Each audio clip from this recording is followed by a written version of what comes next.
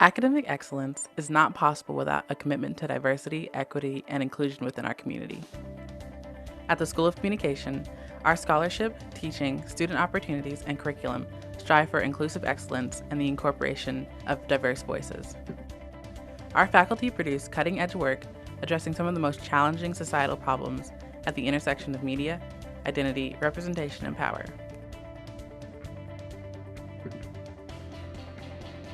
We do this in our films, books, reporting, public engagement, and classroom experiences. We welcome you to explore our many courses that address aspects of diversity, equity, and inclusion like backpack journalism in Espanol, race, gender, and sexuality in the media, advanced data-driven journalism, the data divides, or documentary storytelling for social change, and many more. SOC faculty lead special projects to help understand and amplify underrepresented communities. This work includes the Black Swing Voter Project, which surveys the sentiments of Black voters leading up to the 2020 election, led by Professor Lenny Steinhorn. Professor Ben Stokes' partnership with the Smithsonian Anacostia Community Museum to gather stories of DC communities in a rapidly gentrifying city. And Professor Lena Jaswal and Katie Burham-Chatou's personal documentary Mix, which looks at the experiences of biracial children. During the 2020 election cycle, Professor Sherry Williams launched Vision 2020, Election Stories from the Next Generation, in partnership with the nation. This project shares stories by student journalists to amplify the concerns of young voters across identities. In addition to many impactful faculty projects, SOC is home to several centers that prioritize diversity, inclusion, and equity in their research, production, and outcomes.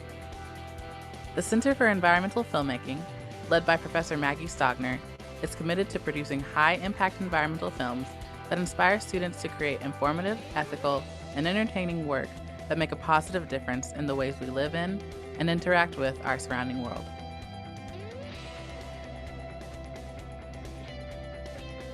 The Center for Media and Social Impact is a multidisciplinary creative innovation lab and research center led by Professor Katie Burham-Chatou. Its work is grounded in the substantive role of media, mediated storytelling, and culture in shaping a just future that centers social equity. This project is a space for women of color and queer people of color to be seen. In partnership with the Maynard Institute and Politico, SOC also runs the Politico Journalism Institute, led by Professor Lynn Perry. This program focuses on training the next generation of journalists and supporting diversity in Washington newsrooms. SOC students have unique opportunities to grow their expertise and professional skills through student organizations mentored by our faculty. In AU chapters of the National Association of Black Journalists, National Association of Hispanic Journalists, Public Relations Student Society of America, and student publications like The Black Print and Visible, students can broaden their access, expertise, and career development and contribute to a more inclusive pipeline of communication professionals. At the School of Communication, our student population steadily reflects the demographic makeup of our country. Taking this into consideration, we seek to continuously expand our commitment to diversity, equity, and inclusion.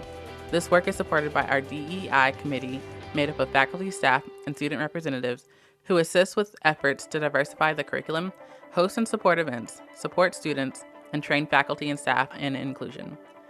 SOC also has a dedicated inclusion officer and coordinator to lead the school's DEI work. At the School of Communication, we know there is still work to be done, but we're constantly trying to create the kind of community and the kind of world that benefits everyone. And we hope that you will join us in making sure that we build a more inclusive future.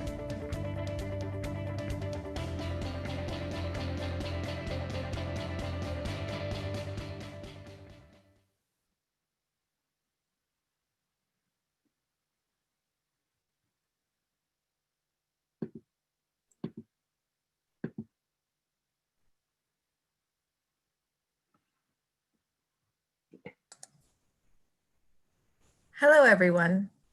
I am Nada Malouf, Chief Advancement Officer in the School of Communication at American University. Thank you all so much for joining us this evening, virtually. The triple crisis of a global pandemic, economic recession, and nationwide racial justice movement have laid inequalities bare and forced our nation to face them. AU is both affected by these challenges and poised to act and offer solutions. Our scholars are examining the impacts of COVID-19 through lenses of policy, health, and social justice, and collaborating across disciplines to identify solutions. Many of AU's more than 135,000 alumni have stepped up and shown their support for the university during this critical time. Here are a few examples. More than 30 alumni volunteered to join classrooms this fall by serving as guest speakers, participating in student reading groups, and offering first year's advice on the transition to college. Alumni have offered guidance to students through career forums and virtual job fairs, as well as more than 130 online mentoring sessions. AU also established the new Office of Equity in Title IX as part of ongoing inclusive excellence work to further efforts to dismantle structural racism, eliminate gender-based violence, support survivors, and address barriers that prevent members of the community from full participation. We are truly honored to host tonight's discussion on this important and timely topic. Today's event is a joint collaboration between the School of Communication and the Entertainment and Media Alumni Alliance. The Entertainment and Media Alumni Alliance launched in June 2013 with chapters in Los Angeles, New York, and Washington, D.C. EMA, as we refer to it, is an alumni engagement effort that supports alumni and students with current and/or aspiring careers in communications, journalism, film, and television.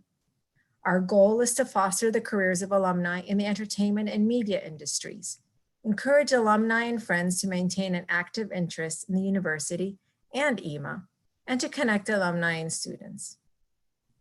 We encourage alumni to become more involved with EMA, whether it's through mentorship, providing career connections, and/or spreading the word about the Alliance.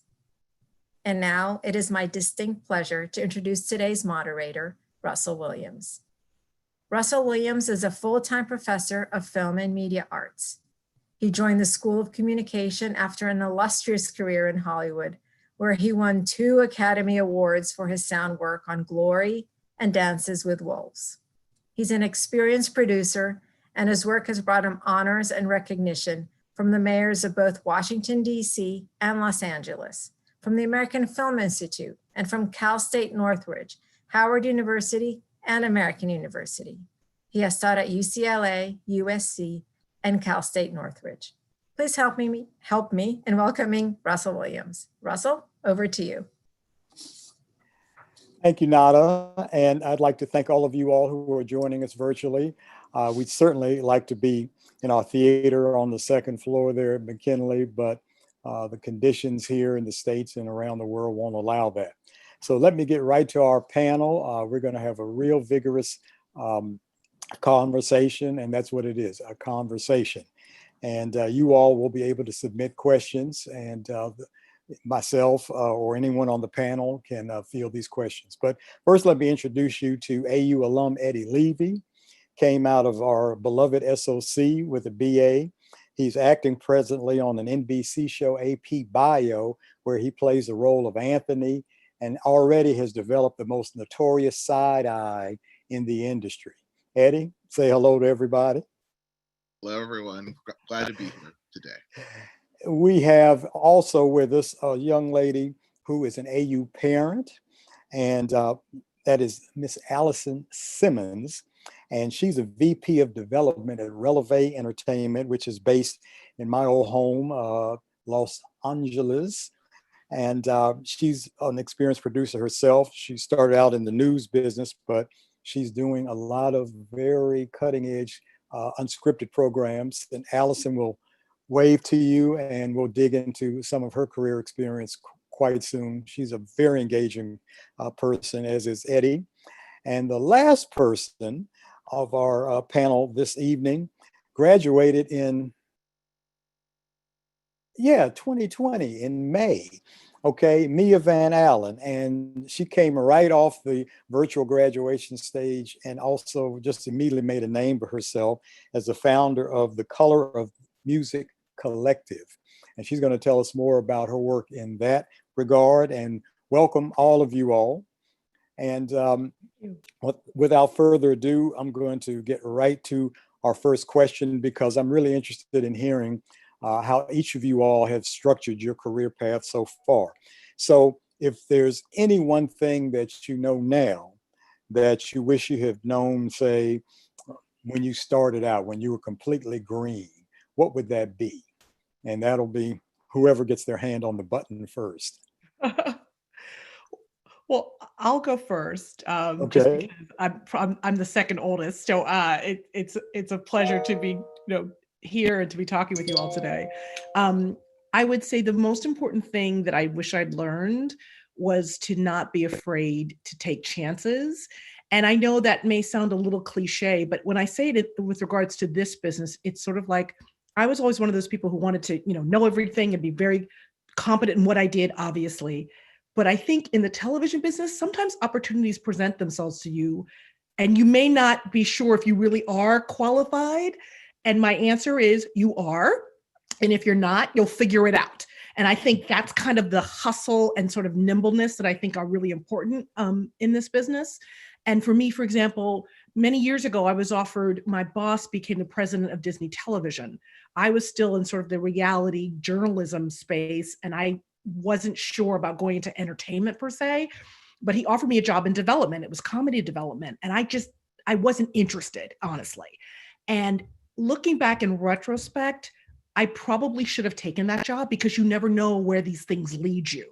So I think to me, the most important thing is even when opportunities present themselves in front of you and you're not really sure, I would say if it's the right kind of a thing and it's just don't be afraid. Because I was a little bit like afraid, a little nervous. I'm just a little bit neurotic that way. So that would be my one thought. It's like, you're just as good as everybody else. You're just as smart as everybody else. You will pick it up. You know what I mean? And just don't be afraid. Okay. Who wants to go next? All right, Eddie. For me, I think when I started, I really had this idea of I had to accomplish certain things by a certain age, or I needed to have, a certain type of resume in a certain length of time. And I think when I actually started to gain some momentum in my career was when I let go of that invisible clock, that it had to happen this way in this period of time. And I think when I really committed myself to the entertainment industry for the long haul and understood that it isn't a sprint, it's a marathon, it just allowed me to relax into it. And I wasn't fighting against this sort of invisible energy that wasn't there. I just was able to sort of forge my own path and go at my own pace and know that, the way that things are going to go for me is my journey, and I really can't compare that to anybody else. And it's so hard to do that in the age of social media. And you talk to your friends like, oh, what are you doing, did you get this audition, but I really had to let go of that and go about things my own way and my own pace. And it really just sort of freed me from any expectations I had. Excellent. Mia, that leaves you. For me, for the music business, it would probably be that it's 24/7. I wish I would have known that. And particularly at a recording studio, it's very difficult because we have multiple studios running at the exact same time. So especially with COVID, we have so many protocols that we have to do beforehand before the artist even walks in the door. So I always get calls on the weekend because recording studios, of course, are open on the weekend, and just making sure that everyone is safe and also welcome is super, super important. And also being the assistant to the CEO, he's also involved in a lot of side projects outside of the recording studio. Number one being the Grammy board. He's the head of the West Coast operations. So he plays a huge part in voting, and especially during these times when they have no idea if the Grammys are going to be virtual or in person. There's a lot of meetings he has going on to figure out a game plan for what's going on. So we're always on the clock no matter what. Understood. I've got one, and I think for people that, especially where Mia just came out in May, and those of you who are coming out in this spring or recent graduates, the thing I wish I had known when I came out of AU as an undergrad and early in my career when I moved to Los Angeles was how important to your career the naysayers are. It sounds like it's like counterintuitive, because sometimes it might be a parent that's really, well, do you really want to be that far from home? And you aren't the best person for being on time, or, the things that they're pointing out in certain cases may be things you do need to work on. And in the other category, there may be people who are just haters because they don't want you to get out in front of them with whatever, they're saying that they're going to achieve. They don't want to see you take that first step towards your success. But let me tell you, the naysayers are so important. And why is this? Because if they can simply talk you out of pursuing your dream, you probably weren't going to achieve it anyway. Because say you do get hired with your dream job. Okay, that was the easy part. As hard as that may have been to get to that spot, someone says yes, but now you have to actually deliver. So if you were going to run out of breath because somebody whispered in your ear and said, it's probably not the best idea that you ever had to move across country and get into this very competitive business.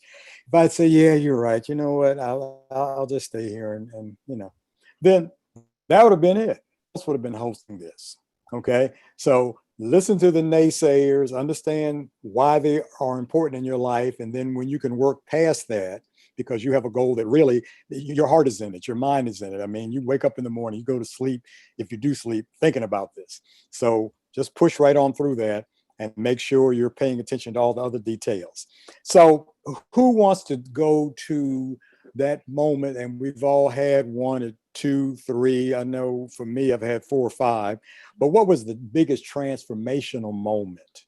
When you move from this being a concept, you came out of undergrad, you're in the middle of a pandemic. What do I do? How do I find a job? You created an opportunity for yourself. Allison, it's like they're always, hills and valleys and hurdles to jump over. But what would you say was the most transformational moment in your career? And Eddie, it's like everybody wants to get that close up. So how do you stick through the nose, come back almost, but not quite. And when you nail it, you say, okay, it's been worth the sacrifice. So whoever wants to go first on that transformational moment. Don't wait on me. I can go. Okay, go ahead, Eddie. It was probably kind of 2 things. For me, it was really working with the right team and the right people that understood me and the types of projects I would want to work on and the types of roles that I was right for. And prior to my current team, I was sort of in a toxic relationship with my agents and whatnot. And I really, as soon as I was able to let go of them and realize they were not serving me, I was able to work with the right people. And almost instantly, I was able to get job opportunities that really aligned with my career ambitions and goals. And, then pretty soon after I got a new teen, I was able to get the audition for AP Bio and get cast on that show. So I really had to sort of let go of something that wasn't working for me. And then when I was able to receive sort of a new situation, I found results rather quickly. So that was probably it for me. Okay. For me, I would definitely say it was a switch from going from being on the network side when I was at BET as an exec, which is the buying side, because obviously you're acquiring programming, to being on the selling side. And that is huge. And literally I thought, okay, how much more do I need to, can I learn? Because I really have done almost everything, or so I thought. Being on the selling side, while it's more difficult because you have to constantly pitch, that's what I do. I create ideas, I develop ideas for other people, and I pitch them to the networks. And there's a lot of pressure there because you really only get one chance to impress, right? And there's a lot of money on the line as well. But what I realized for me was this is really where the money is made. And literally, I didn't understand that. I know that sounds so crazy, but I truly didn't understand that it's in those production deals that shows, this is how shows get on the air. And when you attach yourself to one of these shows, this is where you can make real money. And to me, that was like the lightning bulb went off. I mean, it was really kind of astonishing because not only did I realize that, oh, so what I've made my boss a lot of money, candidly, because I have been able to help her sell quite a few shows, but it's really my expertise of being able to put the vision on paper, to be able to crystallize it, to be able to produce the sizzle reel that allows her to us to do what we do. And what it was it was very empowering for me, because I'm like, if I can do that for her, I can do that for other people, and I can do that for myself. And that was amazing to me. And I'm incredibly grateful that I am in the position that I'm in, because had I not been sort of forced, honestly, to do it, I never would have known. It was sort of, you would think, oh my gosh, this is pretty obvious, but it's actually, the entertainment business can be very separate. If you're, when you're on certain sides of it, you really don't deal as much. And when you're in the network side, you kind of sit back, people come to you. They're always pitching you. So, it's like, do we buy this? Do we not? Do we buy? Do we not? You don't really get into the weeds of what it means to sell something. And that to me was really, really exciting. And it forced me kind of to get into the weeds of projects in a way that was really empowering for me. And I also just fell in love with the process. Mia. For me, it was actually the LA trip that we did with COGOD, that was led by Professor Simpson and Professor McHugh, and also Talon, where we spent an entire week in LA doing these interviews at some of my dream companies. I would never even think I would be in these rooms. And we were sitting in rooms at like Universal, Paradigm, Red Bull Records, WME, and so much more. And it was incredible because I was able to talk with some execs that I really aspired throughout my college career, and I really aspired to be and even sit in rooms with them one day. So that trip definitely made me realize that, wow, all these 4 years of hard work really paid off, and I'm finally able to actually do something with it. So that would be mine for sure. Okay. I'm not going to bore you all with mine, as mine happened back in the 70s, but I want to pick up, Mia, on where you left off when you went into those rooms at those companies. Some of them, I assume, were in Burbank, Universal City, and places like that. Did you see many people that looked like you in those rooms? And no, actually, that's what kind of led me to start the Color Music Collective.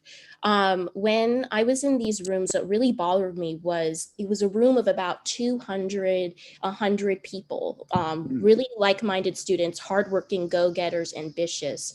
And in that room of people, I would maybe see about 10 people of color, maybe less, so quite a small number. And then what really got me was you had diversity and inclusion officers from these companies do a little 5-minute spiel about what they're doing. And it was completely just bogus, because all those people in those rooms were mostly white students. So that's what really got me. And after the trip, I definitely talked to Professor Simpson about it quite a bit. And what he always told me was, it's really up to you. It's really up to young students, ambitious students like you, to kind of take the lead on this and really just hit it out of the park as soon as you get your first job and work your tail off. So that's what really bothered me. And I'm happy that I finally was able to do something about it on my own. So I came to LA in the late 70s, and I found out fairly quickly, I think what I heard from you, Allison, was that even if you're in the industry as we know it is so siloed that the many years I lived in LA, since I was working feature films, I didn't know where the people who worked TV had lunch or went to dinner, or where they went to have a drink, or what sort of sports activities they were involved in, because the industry was kind of like, we might even be at the same lot, but have no idea that we're on that same lot because our paths don't cross. Then I also realized that the industry is a lot like very competitive sports, is that once you find a working team, so, in my era growing up in DC, being on the losing side, anytime we play Yankees, you don't go out looking for people off the street, to join that well-oiled machine. And that's how the movie and TV industries, and music for that matter, have steamrolled for decades. And they would use that as an excuse. The unknown quantity is someone we don't want to take a chance on right now, unless we absolutely have to, or unless you're referred by somebody whose reputation we trust, and that opens the door a little bit more. Okay, so the whole reason we're having this discussion, the time is now, diversity in entertainment. We've come in this varied industry through several different doors, but how do you think things are changing, even since you've been in, Eddie, since I've been in, since Allison started and Mia's just getting started, but are you seeing, say, evidence of the conversation broadening beyond just conversation and people actually taking concrete steps, especially with you with a Screen Actors Guild card? You know, I mean, that role in itself, we've seen people of color in front of the camera for decades, but now what's happening in terms of the management and the power differential once they call cut? Do you feel like if you wanted to whisper to the director or to the showrunner or to someone, do you feel at this point that your voice and your authenticity would be taken seriously? Yeah, I mean, I definitely feel a shift in the right direction. I don't necessarily think it is enough by any means, but even looking at the show that I'm on, not only with the cast, but just again, when you're on a show for 3 years, you really start to just notice all different elements of the production and just noticing things from the types of writers they're putting in the writer's room, or, the directors we are hiring. We're hiring women of color to direct the show now. And I have seen a little bit of an evolution from, when we started back in 2017 to the most recent season that we wrapped up this year. But I definitely think, on any set that I go on, I don't know, I'm sort of like laser tuned to seeing who's here, who's on the crew, who's being cast, who were the casting directors, and all of those elements that just, you want to feel like everybody is represented in some way. So I definitely think we need more, but we are hopefully headed in the right direction. Okay. Allison? Yes, I can definitely say from the selling side, we have had more networks approach us about wanting to, do diverse content. And I think as one of the few Black production companies that's not celebrity owned, or not sort of, you guys probably, Shonda Rhimes is her own company, people like that. But but my boss is not of that caliber. So she's really one of the few who's doing what she does, which is beyond impressive. So for networks to be approaching us is exciting. And there are people that I think for a long time just didn't even think about people of color, didn't think about stories of color. It's sort of, it's almost like, if you're not there in the room, if the decision makers aren't of color, like it's not intentional 95% of the time. We don't cross their radar. They don't socialize with us in the same way. They don't know us. They don't know our stories. So I'm very happy that companies and networks, I should say, are approaching us. But like Eddie, I always get concerned because, our lives matter now, but in a year, you just never know. I mean, Hollywood is the entertainment business is very cyclical and very trendy. So the trendy now is, Black Lives Matter, diversity, BIPOC, these are sort of buzzwords that everybody's using, but are they really serious about it? We'll know in a year or two. But that being said, I am fundamentally optimistic, and I do believe, the time is now.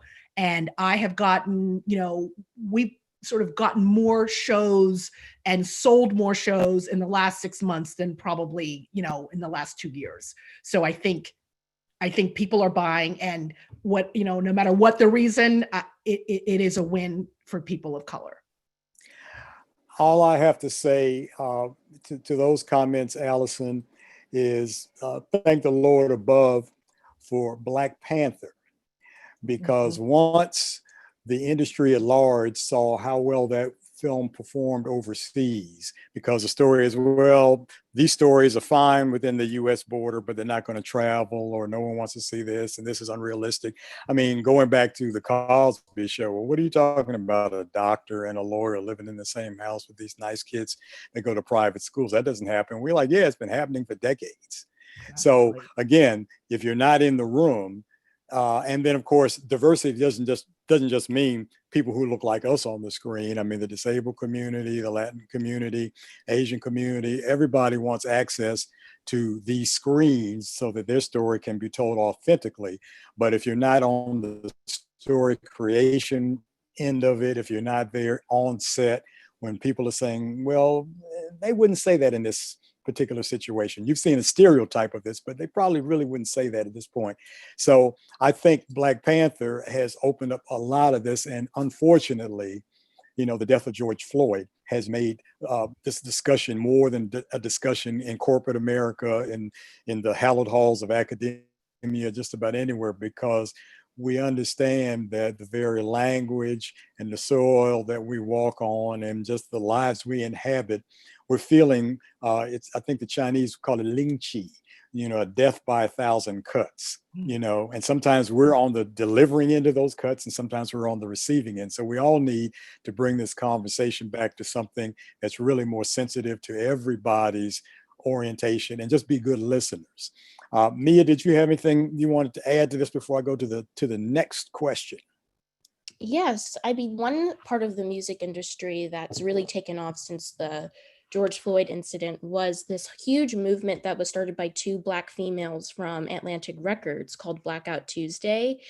And that definitely got overrun by just the general media and news, because what I noticed from that is people outside of the music industry were posting about it, and we're also doing tons of emails and just saying that they're going to be taking the rest of the day to focus on advocacy and education for Black rights. But I definitely feel like it got overrun by just the general news and just people posting a Black square on their social media accounts and whatnot. And I was reading an article about a month ago that came out that the Rolling Stone did, which was basically saying, okay, it's 3 months since Blackout Tuesday. What has changed?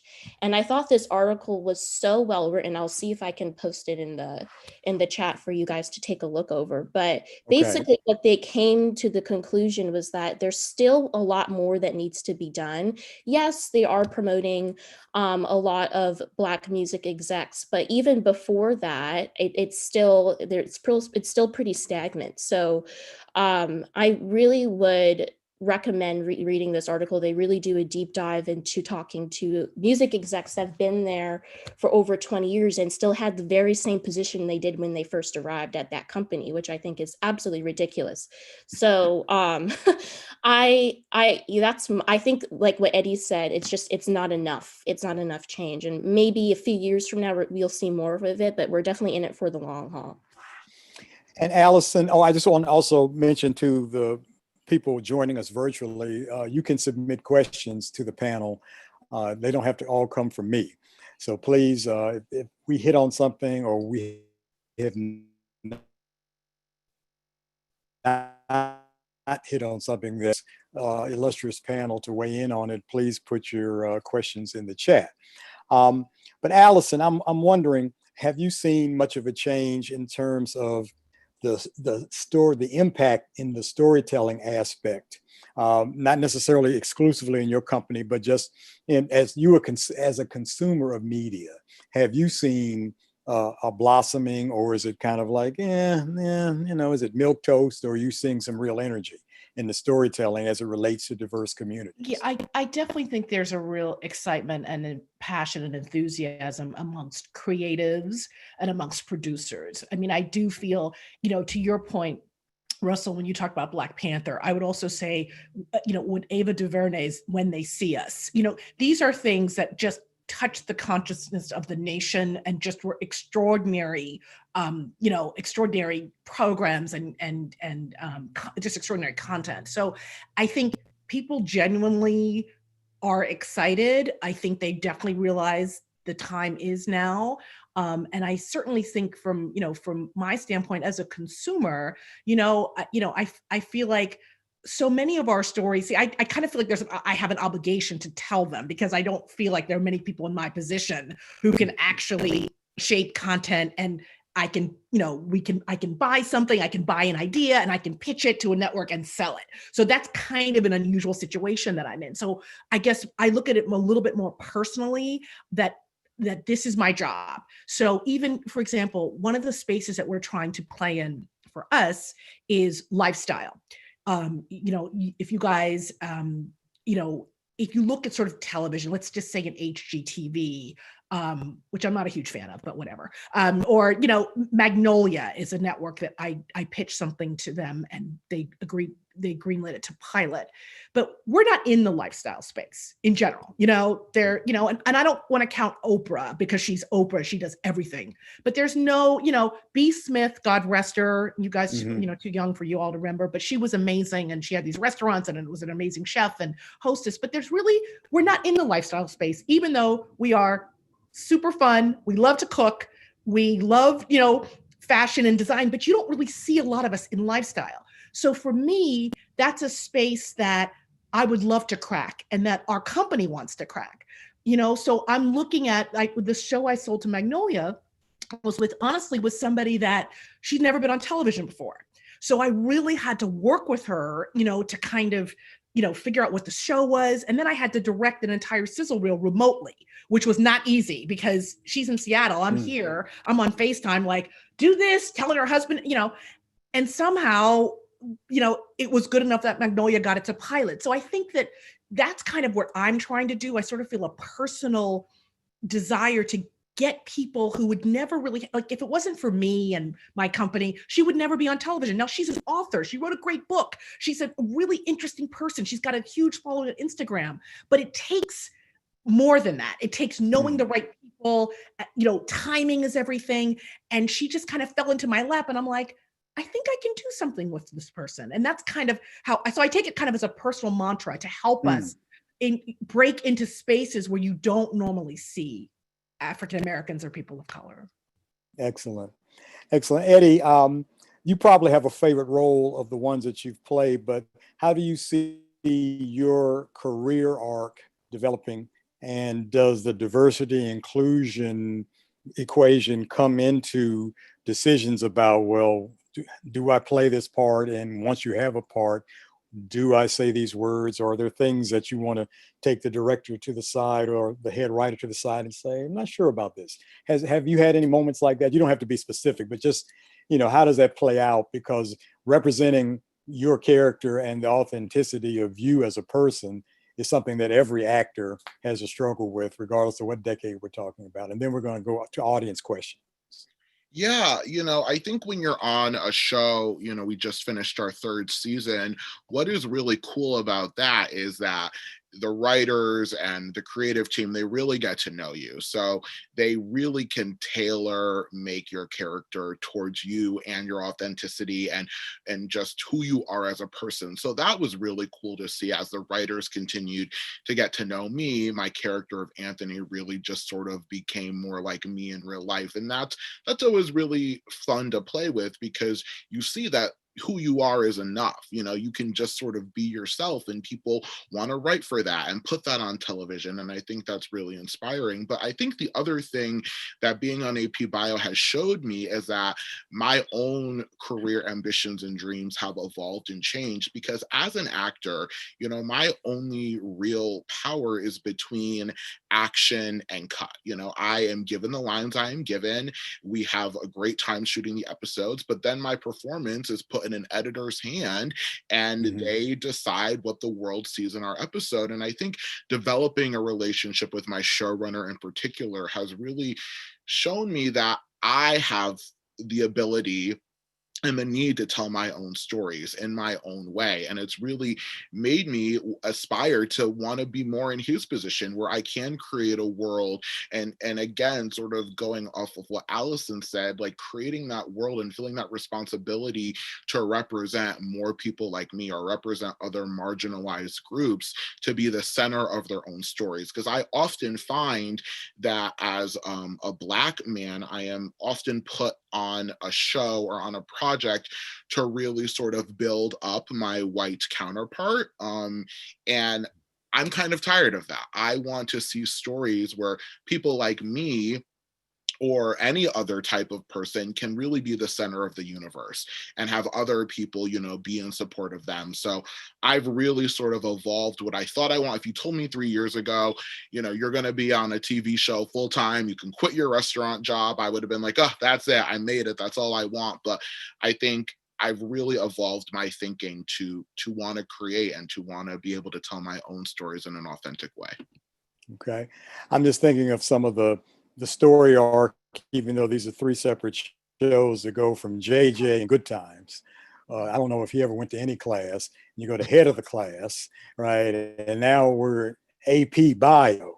You know, I mean, you all don't get to do much biology in this particular story, but the fact that you're in an AP class, you know, is an interesting career arc in terms of how we're portrayed on camera. So from the audience, and this will go to anyone who wants to tackle it, how do you decide how long to stay in a certain position before looking ahead to the next opportunity? And I remember on the production side, the question would always go around the set, what's the most important job? And everybody would say almost in unison, the next job. Mm-hmm. So who wants to tackle this one? I mean, I'll start. I guess that's a really good question. A lot of times that decision is made for you. So that's the other thing that happens. And I think that, so for me, so let me answer it this way. The first thing is how, I think, it's an intuitive thing. I mean, I think you always want to be challenging yourself. You always want to be able to do more. And you also, the older you get, the more of a target you become. So I think, you always have to sort of be thinking of, you always need to be in your back of your mind, what next? It's very important. But I would also say that a lot of times in this business, this decision is made for you. You don't have the luxury of like, oh, should I stay? Should I? No. Showrunners change. In this business, new regimes means you're on thin ice, in development. I mean, these are careers where you only have 3 years on average, if you're lucky. You know what I mean? I mean, obviously some people can stay for 15. It's rare, trust me. So I guess what I would say to that is, to me, the most important thing is being able to recognize that when these opportunities disappear, and it is devastating, that there is something better. And I truly never would have thought that. I grew up very conservatively in Pittsburgh, where if you lost your job, you were a loser. And I couldn't even tell my parents because what did you do wrong? And I'm like, but it's not me, it's them. So, I would just say if that being able to know that I've learned something in every single job that I've had, and I've probably had more jobs than I've had at least 20 or more. Okay. I mean, I've had a lot of bosses, and I've learned something every single time. So I know when I was just leaving AU and I wanted to get into film, and back then they were still shooting news on film, I was working at one local TV station where film was in a different union so I went to a different station because both things were in the same union. And I said, okay, I'll give myself a year, because I had to kind of learn the folks, let them know I'm reliable, and kind of hint, this is the kind of thing I'd like to be involved in. And actually a year to the day, there was an opening. They created another documentary unit. I got on that unit. Similar thing when I went to LA, and once I really saw how big the industry was physically, I was standing on the set of Dallas, not to work, but just visiting. And I told myself, okay, you got to commit 10 years before you can throw in the towel and move on to something else. And so it took me 8 years to get on a real good movie. That was Field of Dreams. And then 9 became Glory. 10, I was up for an Oscar, and but it was like I had to put in those 10,000 days. We have some really good questions from the audience, and I'm going to move into the next one, which is, what advice would you all give someone who's interested in going into entertainment PR, but have no prior experience? Okay, so do they go for an internship? Do they try to get a fellowship? Do they try to go straight to a job with no experience in PR at all? Who wants to tackle that? But I kind of have an idea who might want to answer that. It's not going to be me. Go for it. Well, I actually have, even though I'm acting now, I have a degree in public relations from AU. And for me, my senior year, I developed a relationship with Katie Chateau-Borum. Is she still teaching at AU, I hope? Yes, she is. Okay, great. And taking her entertainment communication class like completely changed my life. And I think so many of the skills I learned in that class also just are applicable to my acting career. But, it's really just about like learning or talking to all different types of people in the industry, and talking to, I know she has some great relationships with some PR firms, and really understanding like, what do they do and what is this job like. So for me, that really was helpful, having a relationship with her and just learning about the different sectors in entertainment PR. So Okay. Anyone else want to weigh in on that one? I mean, I would say, internships are super important of any kind, with all the entertainment business, because it's sort of like, even if it's not exactly what you want, you always end up meeting people who can, lead you to something better. Because it really is about, I mean, I say that, it is true. It is about who you know. And so any chance for somebody who's graduating, I would definitely say, Viacom has a huge internship program that's, well paid, and they're looking for smart students. When I was at BET, I hired one of the interns as my assistant. She's gone on to do very great things. So just know that those entry level programs are really helpful. And I would also just say, one of the things to the students who are watching this is that, a lot of times people are like, oh my God, you're students, you're 21, you're 22, it is hard because you don't necessarily have this, a defined skill set. But here's the trick about the entertainment business. The entertainment business loves people who are 23. They think you all know everything. They love it because, number one, you're all social media savvy, which for those of us who are older like me, like that's what I have assistants for, because I'm on it, but it's not my thing. But in our business, it's currency. Like I can't even tell you, IG is everything. So just know that your skills really are valuable. Things that you don't think are skills are skills. And so that's really important, because the entertainment industry is all about chasing youth and trying to figure out, how do we get people under 30 to watch television, which is the mother of two 20-year-olds, or 20 and 18. It's like almost impossible. But I'm just saying, that's something you have power there. I mean, they're not going to pay you a ton of money. You're not going to get rich at 23, but you are bringing something valuable to the table, and just know that intrinsically. And we have a question somewhat like the previous two, where this person, like myself as an undergrad, they knew they wanted to be in the entertainment field. And in my personal history, I just wanted to be in communications. I wasn't sure what tranche of that. So I started with journalism, and then changed to television production, and then finally changed a third time to film production. Right. So I ended up getting an interdisciplinary degree. And their question was basically, so I'm not sure what I want to do, but I know I want to be in the field. So I would just spit it out to them right away, is find something and just get your foot in the door. Now, don't be too picky, in the sense of, well, I don't know that much about this. If I can get something in this area, you do need to meet people. Once you're in a company that may be large enough where you can move laterally, you can move laterally. But the other thing you're doing at this young age, while you have flexibility, is identifying what you absolutely do not want to do. And the sooner you find that out, then the quicker you can say, okay, but you know what, this all of a sudden has a lot more cachet than I thought from looking at it from the outside. But you've got to be in the rooms where these decisions are made to see the amount of hours, what's involved in the day-to-day, hour-to-hour, production of whatever you're making, before you can really land on a square. If you already have an idea, that's one thing. But if you just say, I want to be in show business somewhere, then I would say you take a trip to Atlanta or take a trip to LA. The only reason I ended up in LA versus New York was that I knew I could do bad comfortably in Los Angeles, because growing up on the East Coast, whatever they call winter in LA was not going to hurt my feelings if the utilities got cut off. Anybody else want to weigh in on that? They're a generalist, but they don't know kind of which way to start getting their feet wet in the business? For me, and what I've also discovered from a lot of my peers at AU was shadowing.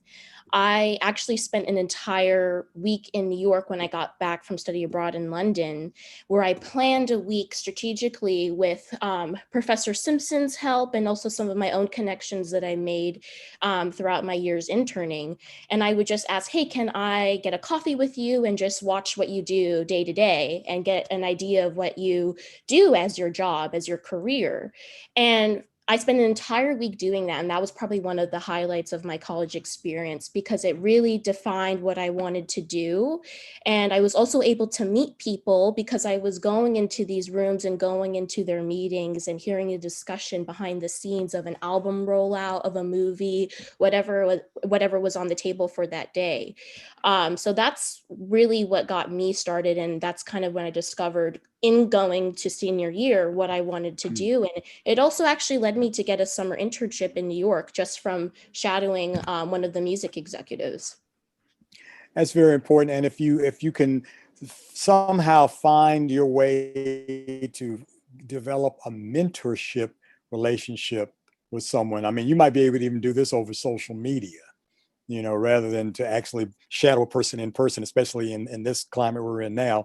But it's really good to express your interest in the field, but understand that you're a sponge right now and you just need to know your own skill sets. I mean, what do you like to do? Do you want to be involved in music? Or are you really fine with working on a computer all day? Or do you want to be on set where the action is? Do you actually want to see the lights moving and the camera mounted on the dolly? Or do you want to be in the writer's room on the creative end? Or do you want to sell the finished product? I mean, just kind of zero in little by little on what you think you might want to do and then find out what that looks like.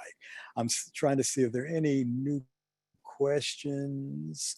So what's your all's feeling about paid versus unpaid internships? And should you kind of like put your foot down if someone says, well, we don't have any money for you? Is that an automatic no? Should you hold out for a paid internship, or what's your feeling on that? Well, from the recent grad, this was always a conversation at lunch with my friends when we were applying to internships in the library. To me, I think it's mostly about how much experience you have for the internship you're applying.